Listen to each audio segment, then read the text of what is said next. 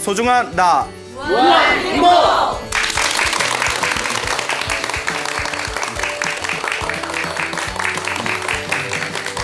예, 만나서 반갑습니다. 광우스님이라고 합니다. 예, 다 아시죠? 네. 예. 자, 그 예전에 그 한문을 공부하시던 어느 유학자가 어느 스님을 찾아가서 이렇게 질문을 던졌답니다. 스님, 남쪽에 부처님이 없다는 게 무슨 뜻입니까? 라고 질문을 하더래요. 남쪽에 부처님이 없다. 그 스님이 아니 부처님이 동쪽에도 계시고 서쪽에도 계시고 동서남북 부처님이 다 계시는데 남쪽에 부처가 없다는 말은 어디서 들었어? 하니까 아니 남쪽에 부처가 없다는 말을 제가 분명히 그 글귀를 봤다고 써보시오 했더니 이제 나무불이라고 썼어요. 여러분 나무 아미타불 나무 관세음보살 들어보셨죠? 네. 그래서 이제 나무불. 근데 나무불이 그 한자 다 아시죠? 네. 다 아시는데 그래서 별로 믿으면 안 가지만 다 아실 거예요. 남쪽 남자에 없을 무자 그 부처 불자를 써요. 그래서 우리가 나무 아미타불 할 때 나무를 한자로 표기할 때 남쪽 남자에 없을 무자 그 뜻대로 해석하면 남무불 남쪽에는 누가 없다? 부처님이 없다. 남쪽에 없는 부처님. 남쪽에 없는 부처님. 부처님이 남쪽에 없다? 왜 남쪽에만 안 계시지? 그 질문을 던지니까 이제 스님께서 하시는 말씀이 자 여러분들도 다 아시는 얘기일 거예요. 나무가 원래 우리가 발음으로는 쓰기는 남무라고 쓰지만 읽기로는 나무라고 읽잖아요. 이 나무가 저 인도에서 나마스테라고 하죠. 네, 반갑습니다. 나마스테 인사하듯이 그 나모라는 단어가 인도말 나모라는 단어가 중국으로 넘어오면서 표기를 할 때 남쪽 남자에 없을 무자로 글자를 빌려서 나무라고 표기를 한 것이다. 그래서 나무의 뜻은 당신께 귀의합니다. 당신을 공경합니다라는 그런 의미가 담겨져 있다. 그래서 한문으로는 남무불이지만 해석하기로는 나무불, 부처님께 귀의합니다라는 인도말에서 넘어온 것이다. 라고 이제 대답을 해줬다고 합니다. 자, 그래서 이 나무라는 단어 우리가 흔히 뭐 나무 아미타불, 나무 관세음보살 이런 표현을 굉장히 많이 쓰지 않습니까? 그래서 오늘 여러분 확실히 알아두셔야 되는 게 나무라는 것은 어떤 뜻이 있다? 공경합니다. 당신께 귀의합니다. 라는 뜻이 있습니다. 그러니까 나무 아미타불 하면 누구께 귀의합니다? 그렇죠. 아미타 부처님께 귀의합니다. 나무 관세음보살 하면 누구에게 귀의합니다? 관세음보살님에게 귀의합니다. 라는 뜻이 되겠습니다. 그래서 귀의라는 것은 돌아갈 귀자에 의지할 의자. 돌아가 의지한다. 당신께 돌아가 의지하겠습니다. 라는 의미예요. 우리 주변에 사람들을 보면 각자 의지하는 게 있어요. 어떤 사람은 돈에 의지하는 사람이 있고, 그렇죠. 어떤 사람은 뭐 명예나 권력에 의지하는 사람이 있고, 뭐 아무것도 없는 사람은 자기 몸뚱아리에만 의지하는 사람이 있고, 그리고 조금, 또 이제 또 어렸을 때부터 로맨스 소설을 많이 보신 분들은 무엇에 의지해야 된다? 사랑에 의지해야 된다라는 또 그런 달콤한 말에 또 귀를 기울이기도 하죠. 자, 불교에서도 이 귀의 돌아가 의지합니다라는 말을 굉장히 중요하게 여깁니다. 그래서 우리가 부처님께 예불을 올릴 때 예불문에 지심규명례라는 뜻이 있습니다. 지심규명례 들어보셨죠? 지심규명례 하지 않습니까? 지심, 지극한 마음으로 돌아간다. 근데 어떻게 돌아가냐? 귀명이에요. 목숨 바쳐. 귀명, 목숨 바쳐. 그냥 돌아가 의지한다가 아니라 목숨 명자지 않습니까? 내 지극한 마음으로 귀명, 목숨 바쳐서 부처님께 예배 올립니다. 라는 뜻이 되겠습니다. 부처님께 이와 같이 귀의한다라는 것은 굉장히 중요한 의미를 담고 있습니다. 그 부처님 당시에 인도에 사위성이라고 있었대요. 사위성. 뭐 사위가 많아서 사위성이 아니겠죠? 사와티 성이라고 하는데 이 사위성에 어느 큰 부자가 살고 있었습니다. 굉장히 큰 부자가 살고 있었는데 굉장히 구두쇠에 인색했다고 합니다. 우리 주변에 보면 돈은 많은데 굉장히 인색하신 구두쇠 분들도 계시죠? 돈이 굉장히 많은데 사람들한테 베풀 줄도 모르고 자기 자신한테도 잘 쓸 줄을 몰랐대요. 아주 인색한 사람이었는데 그 부자가 가장 아끼는 가장 세상에서 아끼는 아이가 바로 자기 아들이었어요. 그래서 아들을 굉장히 사랑하는데 아들이 16살이 되었을 때 병에 걸렸대요. 16살에 이제 병에 걸렸을 때 그 이제 아내가 이제 막 남편한테 빨리 병원에 가서 의사한테 보여야 되지 않겠냐고, 이러다 큰 병이 되면 어쩌냐고, 어서 의사한테 갑시다. 근데 의사한테 가서 병원에 가면 또 진찰료를 내야 되잖아요. 그러니까 돈이 아까운 거야. 예? 얼마나 구두쇠예요? 자식이 아픈데, 예? 웬만한 구두쇠도 자식 아플 땐 돈 안 아끼잖아요. 근데 자식을 엄청 사랑하는데도 돈을 아끼기 위해서 내가 꾀가 있어, 내게 좋은 방법이 있으니까 병원에 가지 맙시다. 그래서 살짝 의사를 찾아다니는 거예요. 의사한테 찾아가서 은근히 질문을 던지는 거예요. 몸이 이렇게 아프고 몸에서 이런 열이 나고 지금 병세가 이러한데 어떤 약을 쓰면 좋을까요? 이렇게 의사한테 물어보니까 의사들이 보통 저희들은 그럴 때는 이런 약을 씁니다 하고 그 약 짓는 법을 가르쳐 줬대요. 예? 그리고 이제 의사들 이야기를 다 듣고 나서 집에 와서 아들을 위해서 자기가 직접 약을 제조를 합니다. 그래서 그 약을 먹였는데 나요, 안 나요? 안 낫죠. 예, 아무나 약 쪄서 나오면 의사가 무슨 필요 있겠어요. 예, 그러니까 아무리 그 자기가 만든 약을 먹여도 병세가 더 악화되더니 걷잡을 수 없는 상태까지 이르렀대요. 그때서야 이제 겁이 나서 의사들을 이제 데려옵니다. 근데 의사들이 그 몸이 아픈 아들을 싹 이렇게 살펴보니까 도저히 이제 치료를 할 수 있는 그 기한을 넘어버린 거예요. 그러니까 의사들이 방법이 없습니다 하면서 다 손을 떼고 다들 돌아갑니다. 그 이제 그 아들이 다 죽게 생겼어요. 이제 이 아들의 이름이 마타 꾼달리입니다. 마타 꾼달리. 좀 어렵죠? 예, 마타 꾼달리. 예, 뭐가 그리 맞는지. 예, 마타 꾼달리. 마타 꾼달리라고 이제 아들의 이름이. 자, 그래서 이제 마타 꾼달리, 자신의 아들이 이제 죽게 생기니까 문득 이런 욕심이 생깁니다. 이런 생각이 들어요. 내가 그동안 사람들한테 우리 집이 부자라는 걸 숨겼는데 아들이 집에서 죽어서 장례식을 치르면 사람들이 조문을 올 것이고 우리 집이 부자라는 게 알려지면 분명히 귀찮은 일이 생길 거다. 어차피 내 아들은 이제 다 죽은 목숨이니까 집에서 죽든 밖에서 죽든 무슨 차이가 있겠냐. 그러니까 밖에서 죽게 밖에다 버려두자.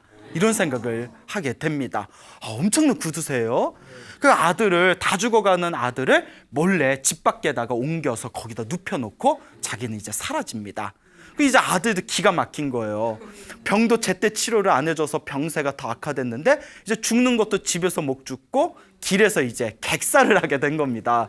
예? 그래서 하염없이 이제 이른 아침에 눈을 뜨고 하염없이 자신의 집 쪽을 바라보면서 나는 왜 이렇게 참으로 박복할까?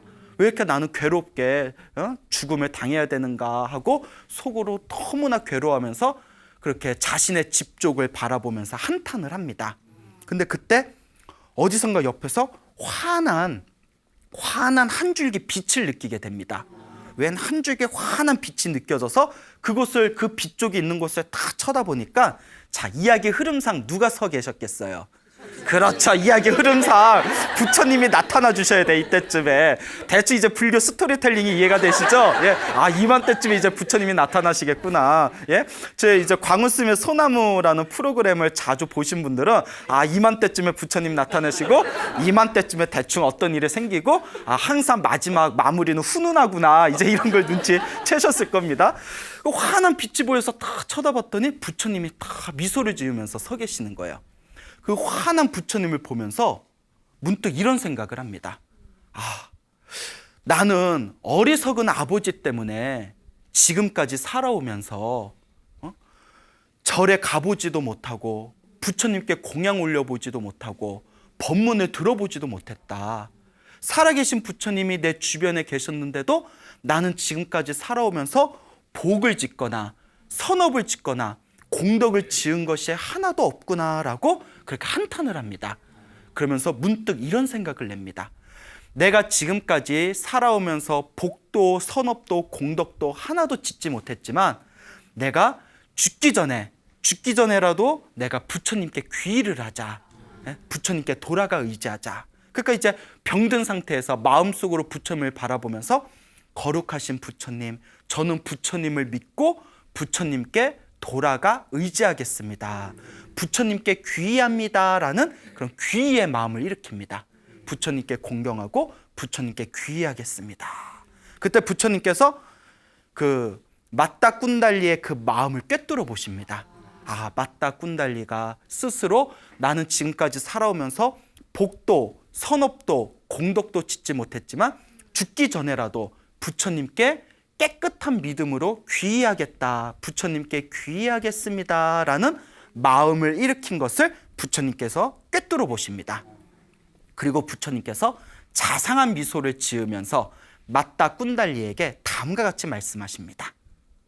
맞다 꾼달리여, 그대가 할 수 있는 일은, 그대가 해야 할 수 있는 일은 충분히 하였구나.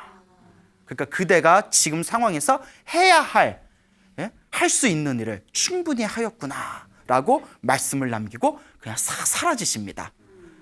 아니, 사람이 아파 죽겠는데 네가 할 일을 다 했구나 하고 그냥 휙 가는 거예요. 예? 그 사라지는 부처님의 뒷모습을 바라보면서 맞다 꾼달리가 병이 나았을까요? 네. 에이, 아직 내 프로그램 자세히 안 보셨구나. 항상 여기서 뭐 왜? 뭐 이런 내용이 한 번씩 나와요. 사라지는 부처님의 모습을 보면서 죽습니다. 죽어요. 예, 부처님이 네 할 일을 충분히 했구나라고 다 부처님께서 말씀을 남기고 사라지는 그 뒷모습을 하염없이 바라보면서 원래대로라면 부처님의 말씀을 듣고 몸에 있는 병이 확 나아서 그 자리에서 벌떡 일어나서 집에 가서 아버지와 대판 싸웠다. 뭐 이런 식으로 이야기가 전개될 것 같았죠. 예, 그렇게 이제 호락호락하지 않습니다. 예, 죽습니다. 결국. 자, 근데 항상 마무리는 어떡하게? 훈훈하게. 항상 마무리는 훈훈하게. 죽기 직전에 부처님을 향한 깨끗한 믿음을 일으키고 부처님께 귀의한 그 강력한 선업의 힘으로 죽자마자 하늘세계 천상의 천신으로 태어나게 됩니다. 하늘세계 신으로 태어나게 되는 거예요. 우리 불교에서는 이와 같이 가르칩니다. 사람이 살아오면서 우리는 업을 짓습니다. 그렇죠? 그래서 업을 짓는데, 그래서 우리 흔히 그런 말 쓰잖아요. 내가 전생에 무슨 업을 졌길래 내가 저런 인간을 만났을까? 예? 예? 왜요? 여러분, 남편한테 그런 말 하면 안 돼요? 예? 예? 남편 삐져요. 예? 예? 근데 가끔 그런 화가 날 때 훅 하고 올라올 때 있죠. 내가 많이 올라오셨나 봐. 또 네, 그러시네. 내가 전생에 무슨 업을 졌길래 저런 인간을 만났을까? 중생들은 살아가면서 자신들만의 업을 짓습니다. 그래서 착한 업, 좋은 업을 선업이라고 하고요. 나쁜 업을 악업이라고 하죠. 잘못된 업을. 죽어서 선업의 힘이 아주 강하면 죽자마자 바로 좋은 세계에 다시 태어납니다. 악업의 힘이 너무 강하면 죽자마자 바로 나쁜 세계에 태어납니다. 근데 문제가 하나 있어요. 선업과 악업이 애매한 경우가 있어요. 뭐 선업을 많이 진 것도 아니고 악업을 많이 진 것도 아니고 좀 둘이 애매할 때는 다음과 같은 문제가 펼쳐지게 됩니다. 그 죽은 영가가, 불교에서 영가라고 해요. 예, 영가가 죽은, 육체를 벗은 영가가, 그래서 불교에서도 중음신이라고 부르는데, 중음. 이 영가가 7일 안에 몸을 받거나 혹은 시간이 좀 더 지체되면 21일 안에 새로 몸을 받는답니다. 그런데 7일이 걸리든 21일이 걸리든 30일이 걸리든 49일 안에는 새로운 몸을 받는답니다. 선업과 악업에 애매할 때는 무조건 49일 안에는 그것이 이제 그 업이 결정이 돼가지고 다음 생에 새로운 몸을 받게 된다. 근데 49일이 지난 뒤에도 새로운 몸을 받지 않고 지상에 강력한 한이 있을 경우 어떤 상황이 펼쳐질까요? 예, 귀신이 된답니다. 예, 귀신이 된대요. 막 뭔가 막 헛것이 보이고, 그래서 이제 가끔, 이제 막 좀 뭐 빙의라고 하죠. 예, 이제 빙의 같은 거에 이제 되면 이제 뭐 그렇잖아요. 뭐 테마사들 찾아가고 막 그렇지 않습니까? 뭐 하여튼 뭐 그런 일이 있다고 해요. 근데 기도 열심히 하면 그런 거 다 극복이 됩니다. 알겠죠? 예, 그 우리 불자분들 보면, 불자가 아니라 우리 그 무지몽매하신 분들 보면 TV에서 막 빙의 걸린 사람 막 쫓아내고 이런 거 보고, 아, 우리 집도 우환이 있는데 한번 갈까 싶어서 거기 가서 뭐 돈 엄청 갖다 놓고 뭐 테마 받고, 그런데도 뭐 효과 못 보고 이런 경우가 많아요. 근데 자기 업은 누가 닦는다? 자신이 닦아야 되죠. 그래서 항상 우리 불자들은 밖으로 구하지 말고 어떤 문제가 생겼을 때 내 마음을 바라보고 내 마음을 닦아서 내 업을 바꿔나가는 그런 길을 걸으셔야 됩니다. 그래서 스님 정말 빙의가 있어요? 라고 물어보면 뭐 저도 모르죠. 예? 나도 뭐 귀신을 본 적이 없으니까. 근데 실제로 뭐 빙의 비슷한 현상에 처하신 분들이 기도를 열심히 해가지고 그렇게 아름답게 극복하는 사례가 불교에서는 굉장히 많습니다. 예, 그러니까 항상 기도를 열심히 하는 불자의 삶을 살아야 된다라고 말씀드리고 싶습니다. 그래서 49일 안에는 새 몸을 받는다. 그래서 불교에서는 돌아가신 영가를 위해서 어떤 문화가 있죠? 그렇죠. 49제라는 문화가 있습니다. 49제라는 문화가 있고요. 그래서 어른 스님들이 49제를 다 못 지낼 경우 7일에 한 번씩 7번 지내는 거잖아요. 그래서 77은 49라고 하는데 다 못 지낼 경우에는 막제라도 지내라. 마지막 제, 49일 마지막 제사라도 돌아가신 분을 위해서 지내드리는 게 좋다라는 그런 말씀을 하셨습니다. 자, 여하튼 우리 맞다 꾼달리는 죽기 직전에 부처님을 향해서 청정한 믿음으로 깨끗한 믿음으로 귀한 강력한 선업의 힘에 의해서 죽자마자 바로 어디에 태어났다? 예, 천상세계 천신으로 태어나게 됩니다. 맞다 꾼달리가 이제 천상세계 천신으로 태어났는데 천상계가 굉장히 행복하대요. 쾌락이 가득하고 행복하답니다. 그래서 불교 경전에 보면 천상에 있는 천신들이 죽는 경우가 몇 가지 있답니다. 수명이 다하기 전에 죽는 경우, 예? 수명이 다하기 전에 천신들이 죽는 경우 중에 하나가 너무 행복해서 놀다가 굶어 죽는답니다. 그게 경전에 나와요. 예, 예? 경전에 나옵니다. 놀다가 굶어 죽는다. 너무 이제 놀 게 많고 행복하니까. 예. 아, 스님, 그렇게라도 한번 놀다가 죽고 싶어요. 뭐 또 이러신 분은 없겠죠? 예? 자, 그래서 이 천상세계에 태어나서 큰 쾌락을 누리면서 이 맞다 꾼달리가 문득 이런 생각을 냅니다. 내가 전생에 어떤 복을 졌길래 내가 이렇게 천상세계에 태어나서 내가 이렇게 행복하게 사는 것일까? 그 자기의 전생을 살펴봅니다. 그 부처님 말씀에 의하면 하늘세계 천신들은 자기의 바로 전생까지는 볼 수 있답니다. 바로 자기의 전생까지는.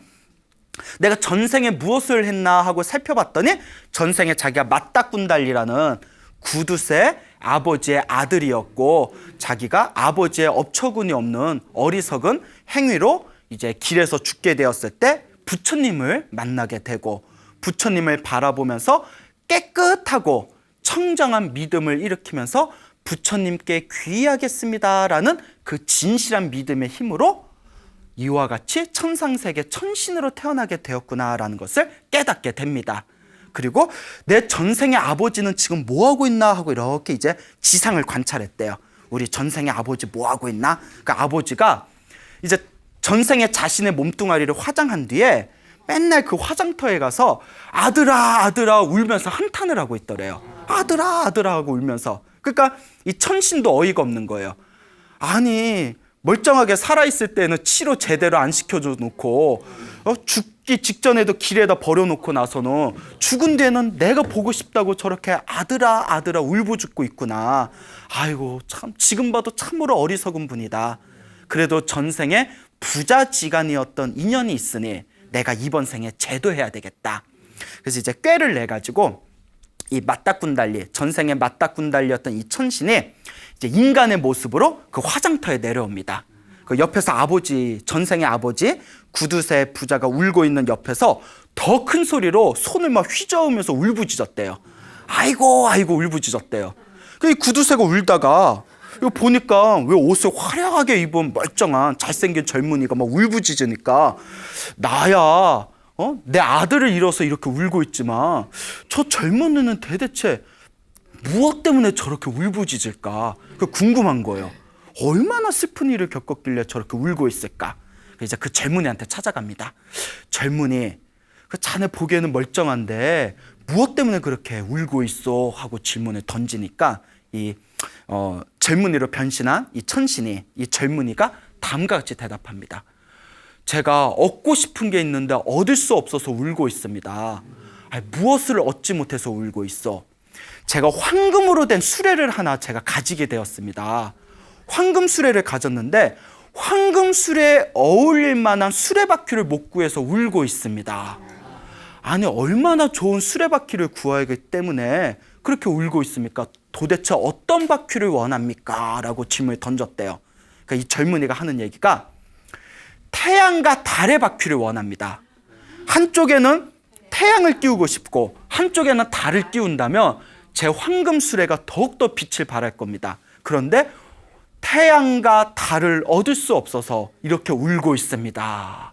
그 구두쇠가 어이가 없는 거예요. 뭐 바보 아니야? 예? 예? 너 바보지? 이보시오. 얻을 수 없는 것 때문에 그렇게 울고 있다니. 예? 당신은 참으로 바보군 하고 이제 바보구나라고 이렇게 이야기를 합니다.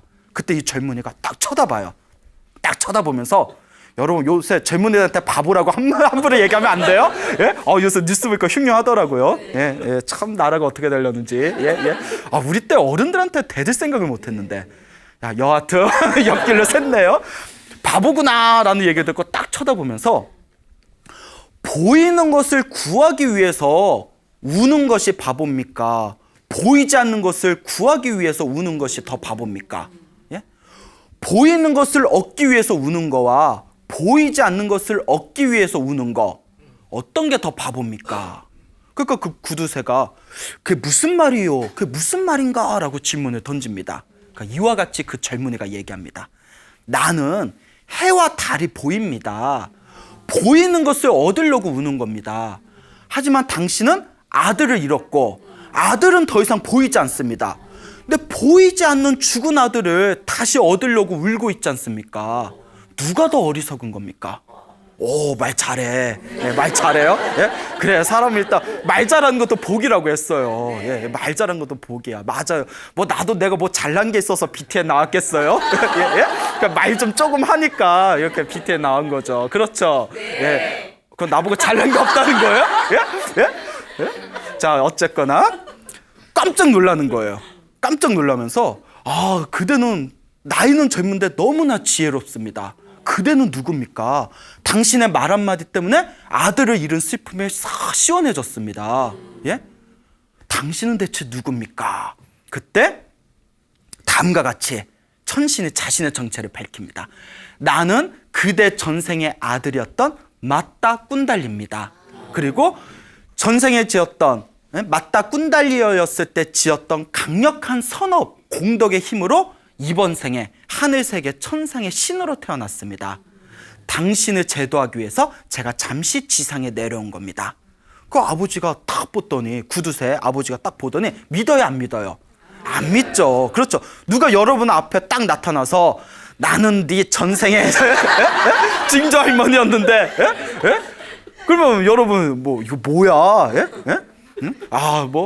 조상이 뭐 조상이죠 어떻고 뭐 이거 뭐가 어떻고 전생에 뭐가 어떻고 그럼 믿음이 딱 안 오잖아요. 그러니까 이제 그 맞다 꾼달리가 전생의 아들이었을 때 아버지와 아들만 알고 있는 이야기들을 다 풀어냅니다. 이래도 못 믿겠습니까? 깜짝 놀라는 거예요. 정말 내 아들이 맞나 보구나. 근데 이 구두쇠 아버지가 당황합니다. 내 아들은 16살에 죽었다. 16살에 죽었는데 지금까지 살아오는 모습을 봤지만 콩쪼가리만한 복도 지은 게 없다. 복도, 선업도, 공덕도 지은 게 하나도 없는데 어떻게 천상세계에 태어났단 말인가? 지은 게 없는데. 그러니까 맞다 꾼달리가 자초지종을 이야기합니다. 거룩하신 부처님을 죽기 직전에 보았고 부처님을 향해서 부처님께 귀의합니다라는 부처님을 향한 믿음을 일으킨 것만으로 이 천상세계에 강력한 신으로 태어났습니다.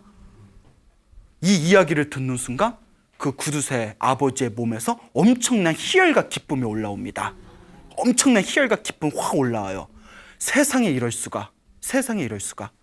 절에 가서 부처님께 인사드린 적도 없고 공양을 올린 적도 없고 법문을 들은 적도 없고 수행을 한 적도 없는데 부처님을 향해서 강력한 부처님에 향한 깨끗한 믿음을 일으킨 것만으로도 천상세계에 태어날 수 있단 말인가?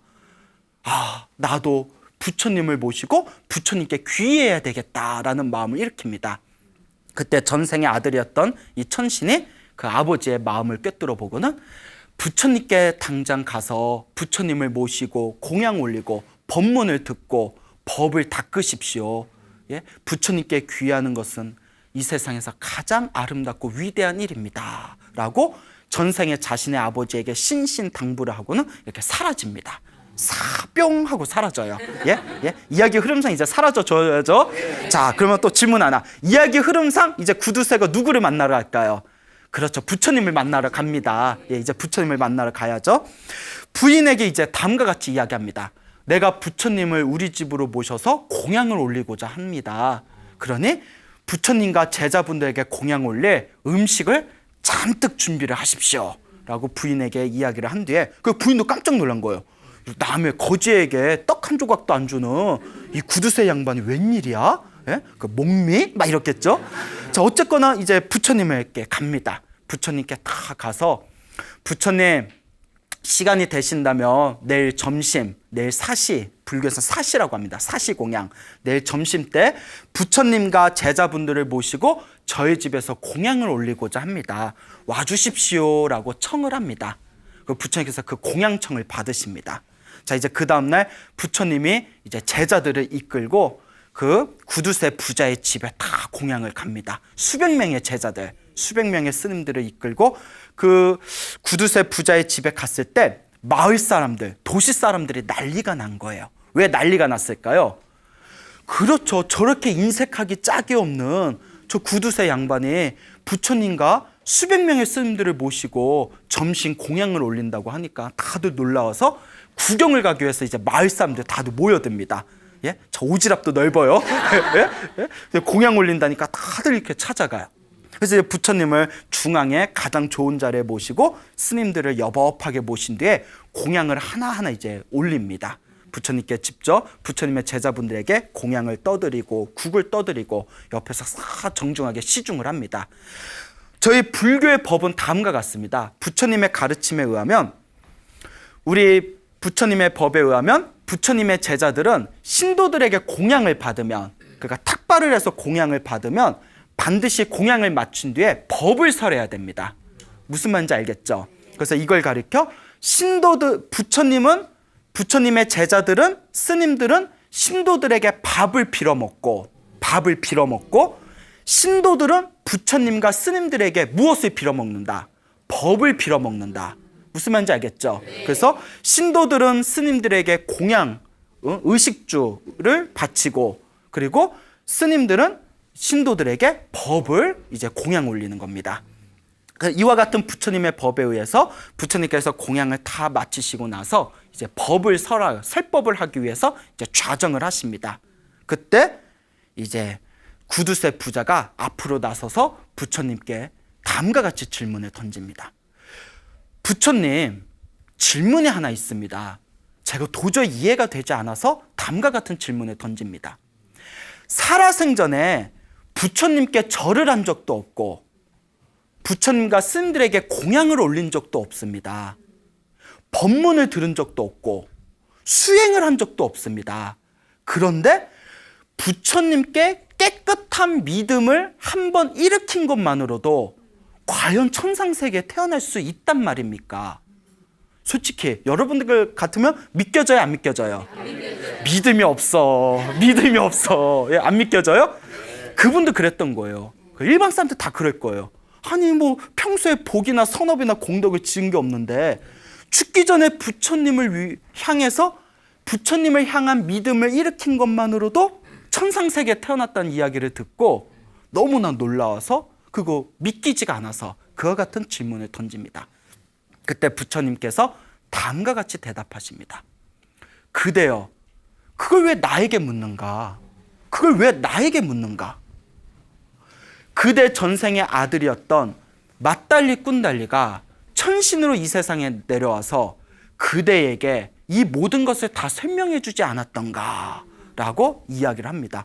그 구두쇠가 깜짝 놀라는 거예요. 그 부처님을 다 꿰뚫어 보신 거죠. 그렇죠. 그걸 꿰뚫어 보시니까 부처님이겠죠. 그거 못 꿰뚫어 봤으면 불교가 지금까지 안 내려왔을 거예요. 모든 걸 다 꿰뚫어 보시기 때문에 부처님께서 이 세상의 모든 걸 다 아시기 때문에 부처님을 일체종지라고 부릅니다. 일체종지, 일체, 모든 것을 종지, 다 꿰뚫어 아시는 분이라는 뜻이 되겠습니다. 부처님께서 그 맞달리 꾼달리와 그 천신과 그 구두쇠 아버지 사이에 있었던 일을 다 이렇게 이야기를 하니까 구두쇠가 깜짝 놀랍니다. 깜짝 놀랐을 때 부처님께서 그 구두쇠 부자에게 다음과 같은 개송을 설하십니다. 모든 것은 마음이 앞선다. 모든 것은 마음이 이끈다. 모든 것이 마음으로 이루어지는 것이다. 깨끗한 마음으로 말하고 행동하면 반드시 행복이 따른다. 그림자가 몸을 따르듯이. 모든 것은 항상 이 마음 따라 일어나고 마음 따라 사라지는 겁니다. 그렇죠? 여러분 무언가 어떤 일을 하려고 할 때 그 일을 말을 하거나 어떤 행동을 할 때 그 이전에 무엇이 먼저 일어나요? 그렇죠. 마음에서 일어나잖아요. 좋은 마음이 일어나든 나쁜 마음이 일어나든 무언가를 하겠다는 그 마음이 먼저 일어나지 않습니까? 그래서 깨끗한 마음으로 말하고 행동하면 그 깨끗한 마음으로 말하고 행동한 그 행위가 선업이 되고 복이 되고 공덕이 되어서 저절로 행복한 삶이 이루어진다는 것입니다. 마치 그림자가 무엇을 떠나지 않는 것 같이, 그렇죠, 몸을 떠나지 않는 것 같이. 이 개송을 듣는 순간 이 구두쇠 부자가 그 자리에서 깨달음을 얻습니다. 깨달음을 얻어요. 그리고 그 자리에 구경 왔던 수많은 그 마을의 사람들이 그 개송을 듣고 부처님의 설법을 듣고서 모두 다 깨끗한 믿음을 일으켰다고 합니다. 그래서 제가 항상 하는 이야기가 있습니다. 여러분, 불교는 로또예요. 로또도 이런 로또가 없어. 대박이야. 생각해 보세요.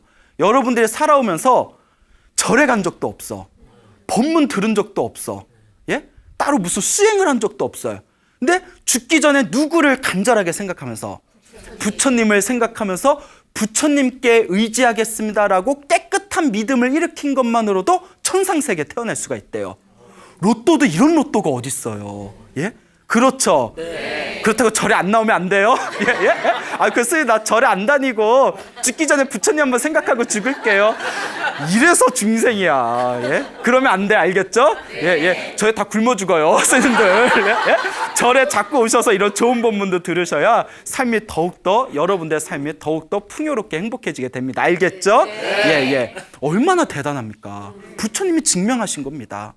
근데 우리가 과거, 현생, 다음 생, 전생, 현생, 내생을 꿰뚫어 볼 수만 있다면 우리가 다 믿을 텐데 우리는 부처님과 같은 숙명통이 없어요. 부처님은 과거, 현재, 미래를 다 꿰뚫어 보셔서 죽기 전에 부처님을 향해서 믿음을 일으킨 것만으로도, 예? 부처님에게 돌아가 의지하겠습니다. 부처님께 귀한 것만으로도 천상세계에 태어난다는 것을 숙명통으로 꿰뚫어 보십니다. 근데 우리는 못 봐요. 못 보니까 이렇게 사는 거야. 똑같은 실수 저지르면서. 동감하시죠? 네. 예, 여러분들이 이 부처님의 가르침을 통해서 여러분들의 삶을 선업으로 가득한 삶으로 이끌어 가시길 바랍니다. 그래서 부처님께서 다음과 같이 말씀하십니다. 부처님을 평생에 단 한 번 부처님을 향해서 깨끗한 믿음을 일으키고 부처님께 귀의하겠습니다라는 그 깨끗한 믿음 한 번으로 천상세계에 태어난 사람들이 수십, 수백, 수천, 수십만, 감히 그 숫자를 헤아릴 수가 없을 정도로 많다. 그러니 의심하지 말아라. 부처님께 의지해라. 예? 여러분, 이거 중요한 거예요. 부처님이 자기한테 뭐 돈 내란 얘기 했어요, 안 했어요? 안 했잖아요. 부처님이 자기한테 와서 막 3000배 해라, 10,000배 해라 말했어요, 안 했어요? 안 했잖아요. 부처님이 자기 앞에 와서 예? 뭐 7일 동안 단식해라, 한 달 동안 단식해라, 고행해라 얘기했어요, 안 했어요? 안 했어요. 부처님은 뭐라고 말씀하셨냐? 그냥 깨끗한 믿음으로 부처님께 귀의하는 그 마음만으로도 천상세계에 태어난다고 했습니다. 부처님이 이게 부처님한테 뭐 어떤 이득이 있겠어요? 그 마음만으로 생각만 해도 천상세계에 태어날 수 있는데 부처님이 당신이 어떤 물질적인 이익이 있어서 이런 거짓말을 했겠습니까? 오직 중생들의 행복한 삶을 살기를 바라는 마음에서 이와 같은 법을 설하신 겁니다. 그렇죠, 여러분? 네. 그러니 여러분들의 마음에 부처님을 향한 간절한, 청정한, 깨끗한 믿음을 일으켜 보시기를 바랍니다. 이와 비슷한 내용이 있습니다. 그 부처님 당시에 어느 할머니가 살고 계셨어요. 굉장히 가난하셨대요. 예? 그 가난은 죽음보다도 무섭다라는 부처님의 말씀이 있습니다. 굉장히 가난하셨는데 이 할머니의 이름이 산딸리 할머니예요. 산딸리. 산딸기 아니에요? 네, 산딸기? 어머, 내가 오늘 산딸기 할머니에 대해서 들었는데 남들이 또 뭐 산에서 딸기 캐셔서 산딸기 할머니인가? 네, 산딸리. 알겠죠? 산딸리 할머니예요. 뭐 산이 딸렸다 또 이런 거 아닙니다. 이 산딸리 할머니가 하루는 지팡이를 짚고 길을 걷다가 멀리서 부처님이 탁발을 나오신 걸 보게 됩니다. 부처님이 탁발 나오신 걸 딱 보고는 이 할머니가 살아생전에 한 번도 절에 가본 적도 없고 법문을 들은 적도 없고 무슨 수행을 해본 적도 없어요. 그 앞에 부처님이 지나가시는데 자기가 어떻게 해야 될지 모르는 거예요. 그 멍하니 그냥 있었어요. 멍하니 부처님이네? 어떻게 해야 되나 하고 멍하니 있으니까 그 부처님 옆에 부처님의 제자 중에 수제자 중에 아난이라는 스님이 있었습니다. 아난이라는 스님이 이 아난 스님께서 그 산딸리 할머니가 멀뚱멀뚱 서 있는 걸 보고는 미소를 지면서 다음과 같이 얘기합니다. 여인이여. 할머니한테 뭐라고요? 여인이여. 예. 괜찮다. 여인이여? 예, 그렇죠. 예? 여인이여. 예? 부처님에게 왜 합장 인사를 올리지 않습니까? 예? 합장이라도 올리십시오라고 미소를 지면서 얘기합니다. 그러니까 그 할머니는 부처님 보면 스님들 보면 합장하는 것도 몰랐던 거예요. 그래서 얼떨결에 이 부처님을 향해서 이렇게 합장 인사를 올립니다. 합장 반배를 탁 올려요. 부처님께서 미소를 지으면서 싹 이렇게 이제 사라지십니다. 이제 갈 길로 이렇게 가실 때 할머니가 다 부처님을 향해서 인생에 처음으로 부처님을 뵙고 인사 한번 올린 거예요. 합장 인사를 올리고 부처님의 미소를 보고 마음이 너무 뿌듯한 거예요. 아, 부처님 참 잘생겼다 뭐 이러면서 예? 거참 부처님 잘생겼다. 예? 그러니까 길을 걷다가 너무 기분 좋은 상태에서 갑자기 암소가 그 할머니를 들이받아서 할머니가 그 자리에서 죽어버렸대요. 부처님을 만나고 5분 후에 예? 부처님을 만나고 5분 후에 암소가 음매하고 확 들이받아서 할머니가 죽어버립니다. 자, 여러분, 하지만 마무리는 어떡하게?